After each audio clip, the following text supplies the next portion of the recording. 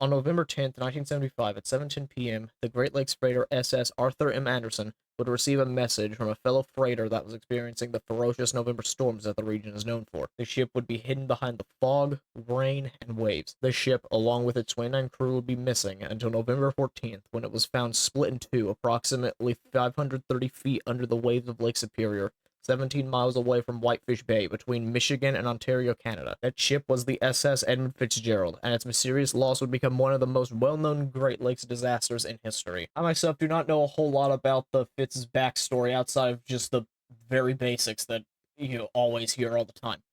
And chances are that most people outside of either the American Midwest and Northern America and Southern Canada probably don't know a whole lot about it either. So, here is, I guess, the start of yet another sub-series of my history videos, the Fabled Fleet. This will probably be a quicker video since I am beginning this on November 5th with the goal of uploading it on November 10th. And at the time of recording this right now, it's November 7th. And unfortunately, I do not have a prop for this video, as opposed to my war-themed ones, where I've been wearing the German getup. I tried to dig as hard as I possibly could to find any information or I guess notable events for the Fitzgerald from before the infamous sinking. However, it was very few and far between. I genuinely could barely find anything, no matter where I looked, that was pre-sinking. So I threw in whatever I could scavenge that I thought was notable.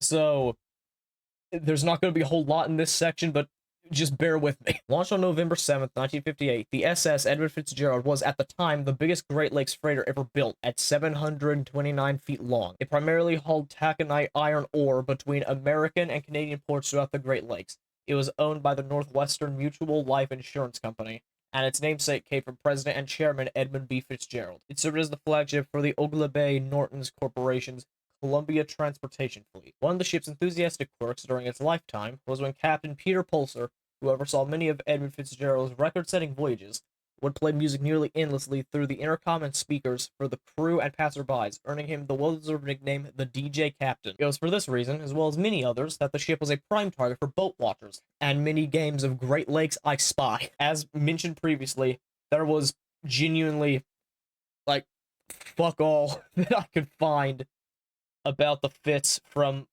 before the sinking, from 1958 when it was built up to pre-1975 when the ship went down. I genuinely could barely find anything.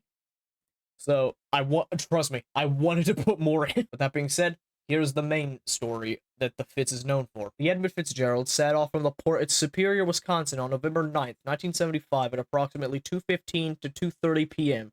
bound for the Zug Island Steel Mill, not far from Detroit, Michigan. He would group up with the SS Arthur M. Anderson around 5 o'clock that evening. The duo would be informed of an incoming storm front coming from the Great Lakes region of the central U.S., which was expected to reach them early the next morning. The captains of each ship, Captain Ernest M. McSorley on the Fitz and Captain Bernie Cooper on the Anderson, would choose to take the northern route to their destination, as the Canadian coastal highlands would disrupt the storm to make the trip hopefully somewhat easier on them. The Fitz was approximately 10 to 15 miles ahead of the Anderson due to it having an overall faster and higher top speed compared to the other ship. As the ninth became the 10th, the forecast only seemed to worsen, with the waves beginning to reach anywhere from 12 to sometimes up to 20 plus feet in height, and the wind approaching give or take 50 knots on average. By 3:30, the Fitz had lost a railing along the deck, and at least two of the air vents had been more or less compromised to some extent. Captain McSorley requested for the Arthur M. Anderson to close the gap between them in the case that a major problem did arise. As the hours wore on, the two vessels maintained close radio contact, primarily sharing information about the storm that was currently battering them.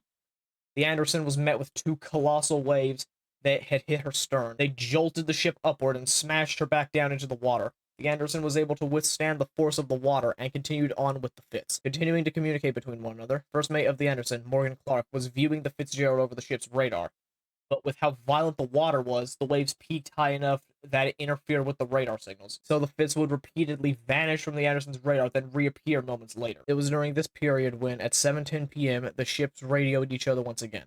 First Mate Clark wanted to check in with Captain McSorley about the conditions on the Fitz and the many issues she was facing. McSorley replied with a single sentence: "We are holding our own." This seemingly reassuring note was the last that anyone would hear from the SS Edward Fitzgerald. It would soon fall off the Andersons' radar, and it would never reappear. First Mate Clark radioed to the Fitz approximately 12 minutes later, but to no reply. The ship and its 29 crew were gone. The Anderson moved in to search for the Fitz, but nothing was found except for some scattered debris here and there. Two magnetic anomalies were located in the area via sonar under more than 500 feet of water about 4 days later, and were properly identified as the bow and stern halves of the Fitz in May of 1976. No distress call was ever received by the Anderson or any other ship in the lakes. In November 1975, the Mariners Church of Detroit rang its bell 29 times in honor of the 29 crew members who went down with the Fitzgerald, a memorial that the church repeated annually until 2006. A year after the sinking, Canadian folk singer Gordon Lightfoot asked permission from the sailors' families if he could honor the ship and its crew in a ballad. Lightfoot would release The Wreck of the Edmund Fitzgerald in August 1976.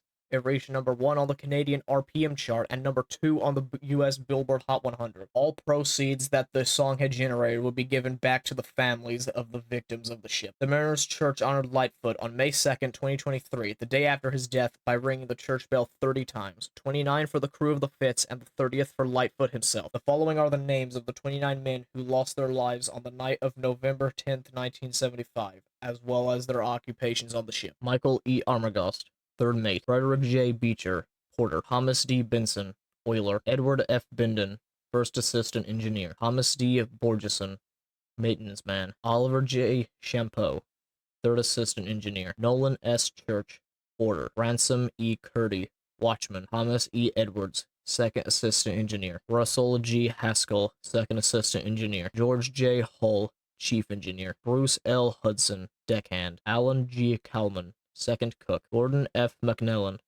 wiper. Joseph W. Mazes, special maintenance man. John H. McCarthy, first mate. Ernest M. McSorley, captain. Eugene W. O'Brien, wheelsman. Carl A. Peckle, watchman. John J. Poviach, wheelsman. James A. Pratt, second mate. Robert C. Rafferty, steward. Paul M. Ripa, deckhand. John D. Simmons, wheelsman. William J. Spangler, watchman. Mark A. Thomas, deckhand. Ralph G. Walton, oiler. David E. Weiss, cadet. Blaine H. Wilhelm, oiler. The sinking of the SS Edmund Fitzgerald remains a mystery, as there is no definitive cause of why or how the ship went down. Some people believe that the ship got flipped over by the waves caused by the storm, while others say that the sinking was due to some cargo hatches failing to lock, slowly causing the ship to take on water.